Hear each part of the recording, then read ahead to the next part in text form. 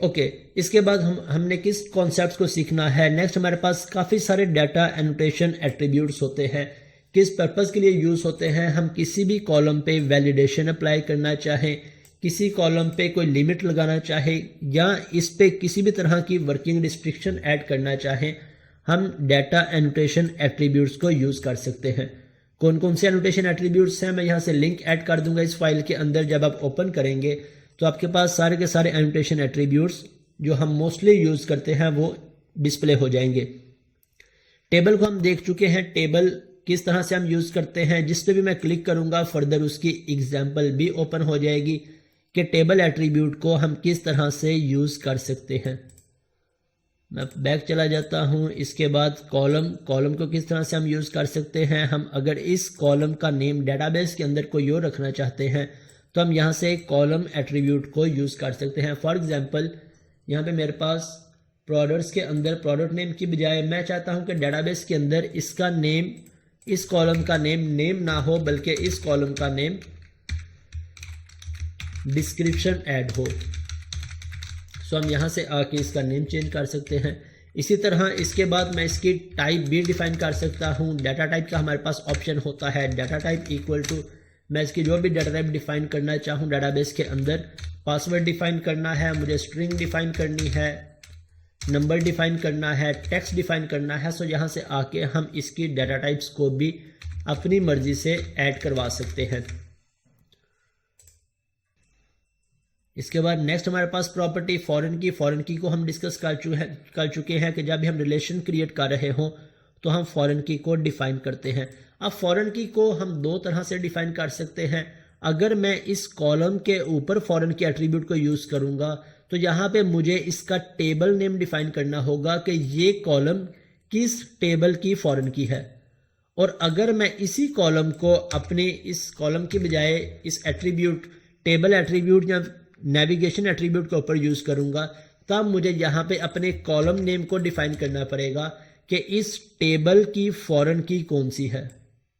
सो ये दो वेज हैं फॉरेन कीज को डिफाइन करने के। जो सा भी हमें इजी लग रहा हो हम उसे इंप्लीमेंट कर लेते हैं। मैं मोस्टली इस वे को फॉलो करता हूं, लेकिन अगर आपको इजी लग रहा हो तो अब यहाँ से आके पहले सारे के सारे कॉलम्स डिफाइन कर लें। यहाँ पे आपको कोई भी एट्रीब्यूट डिफाइन करने की ज़रूरत नहीं पड़ेगी। और उसके बाद नीचे सभी नेविगेशन प्रॉपर्टीज़ को डिफाइन कर लें कि इस टेबल की फॉरेन की कौन सी है, कैटेगरी आईडी, और इस टेबल की फॉरेन की कौन सी है, ब्रांड आईडी। सो इन दोनों वेज के थ्रू हम अपनी फॉरेन कीज़ को डिफाइन कर सकते हैं। यहाँ पे भी हमारे पास ये वे डिस्प्ले है। मैं इस फॉरेन की पे क्लिक करूँगा तो मेरे पास यहाँ से फॉरेन कीज़ की एग्जांपल्स ओपन हो जाएंगी। हम किस तरह से फॉरेन की को डिफाइन कर सकते हैं। सो जो से रूल्स हम डिस्कस कर चुके हैं उन्हीं रूल्स के मुताबिक हम फॉरेन की को इम्प्लीमेंट कर लेंगे। नेक्स्ट हमारे पास एनोटेशन एट्रीब्यूट है डेटाबेस जनरेटेड। डेटाबेस जनरेटेड को भी हम डिस्कस कर चुके हैं कि डेटाबेस जनरेटेड अगर हम चाहते हैं कि मेरा ये कॉलम आइडेंटिटी सेट ना हो, मैं मैनुअली इस कॉलम को ऐड करता रहूं, तब हम इसे यहाँ से आके database generated option dot none कर देंगे। तो अब मेरा ये कॉलम आइडेंटिटी सेट नहीं होगा, मुझे मैनुअली हर दफ़ा यहाँ से ब्रांड आईडी पास करनी पड़ेगी। लेकिन हम इसे आइडेंटिटी सेट कर देंगे तो अब मुझे इस आईडी को पास करने की ज़रूरत नहीं पड़ेगी। फर्दर हमारे पास एनोटेशन प्रॉपर्टी है नॉट मैप्ड की। अब बहुत दफ़ा हमारी ऐसी रिक्वायरमेंट होती है कि कुछ एट्रीब्यूट्स को मुझे अपने व्यू में शो करवाने की ज़रूरत पड़ती है, लेकिन मैं उन एट्रीब्यूट्स को डेटाबेस के अंदर ऐड नहीं करवाना चाहता, तो उन्हें हम किस तरह से यूज़ करें। फॉर एग्जांपल मेरे इस टेबल के अंदर, प्रोडक्ट के अंदर मुझे कैटेगरीज की लिस्ट डिस्प्ले करवानी है। जब भी मैं अपने व्यू में या अपने HTML पेज के अंदर प्रोडक्ट्स का पेज ओपन करूंगा तो मुझे सारी की सारी कैटेगरीज की लिस्ट डिस्प्ले करवानी है। कहाँ पे, ड्रॉप डाउन में।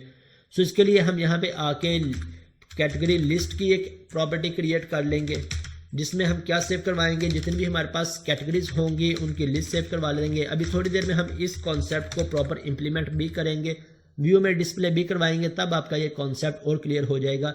अब मैं चाहता हूं कि मेरा ये कॉलम जब भी मैं माइग्रेशन ऐड करूं तो मेरा ये कॉलम डेटाबेस के अंदर ऐड ना हो। सो इसके लिए हम यहाँ पे नॉट मैप को भी यूज़ कर सकते हैं। तो मेरा ये कॉलम अब डेटाबेस के अंदर मैप नहीं होगा। सो इस तरह से हम इस प्रॉपर्टी को भी इम्प्लीमेंट कर सकते हैं इस प्रॉपर्टी को भी यूज़ कर सकते हैं। फर्दर ये प्रॉपर्टीज़ मैंने कभी यूज़ नहीं की, मे भी इनका कोई यूसेज हो, कोई पर्टिकुलर रिक्वायरमेंट में यूज़ हो सकती हो। इसके बाद हमारे पास की प्रॉपर्टी है, फॉरेन प्राइमरी की को सेट करने के लिए हम यूज़ करते हैं। देन हमारे पास रिक्वायर्ड मैक्स लेंथ और स्ट्रिंग लेंथ। अभी हम थोड़ी देर में जब वैलिडेशंस को डिस्कस करेंगे तब हम यहाँ से रिक्वायर्ड प्रॉपर्टी को भी यूज़ करेंगे कि जिस भी एट्रीब्यूट पे, जिस भी प्रॉपर्टी पे हम वैलिडेशन सेट करना चाहते हैं, उसका फर्स्ट रूल होता है हमने उसके ऊपर रिक्वायर्ड एट्रीब्यूट को यूज़ करना है, तभी हमारी वैलिडेशन अप्लाई होगी, अदरवाइज हमारी इस कॉलम पे वैलिडेशन अप्लाई नहीं होगी। इसके बाद अगर मुझे इसकी मैक्स लेंथ सेट करनी है, मिन लेंथ सेट करनी है, तो हम यहाँ से आके मैक्स लेंथ और मिन लेंथ को भी सेट कर सकते हैं। मैं इसकी मैक्स लेंथ या मिनिमम लेंथ 10 रखना चाहता हूँ या 20 रखना चाहता हूँ, सो यहाँ से इनकी मैक्स लेंथ या मिन लेंथ भी सेट हो जाएगी। सो इस लिंक को मैं ऐड कर दूंगा। इसके अलावा कुछ और एनोटेशन प्रॉपर्टीज़ होती हैं, आप गूगल से सर्च कर सकते हैं, एक्सप्लोर कर सकते हैं। ये जितनी भी कॉमन प्रॉपर्टीज़ या जो सी मोस्टली हम अपने प्रोजेक्ट्स के अंदर यूज़ करते हैं, वो सभी प्रॉपर्टीज़ हम हर एक कॉलम पे अप्लाई करेंगे ताकि हमारी साथ साथ इसकी प्रैक्टिस भी होती जाए। ओके, अब इसके बाद फर्दर मूव होते हैं। मैं यहाँ से आ जाता हूँ। नेक्स्ट हमारा कॉन्सेप्ट क्या है, हमने वैलिडेशंस को अप्लाई करना है। किस पे? अपने कंट्रोलर्स पे आ जाते हैं। हम वैलिडेशंस को अप्लाई किस तरह से कर सकते हैं।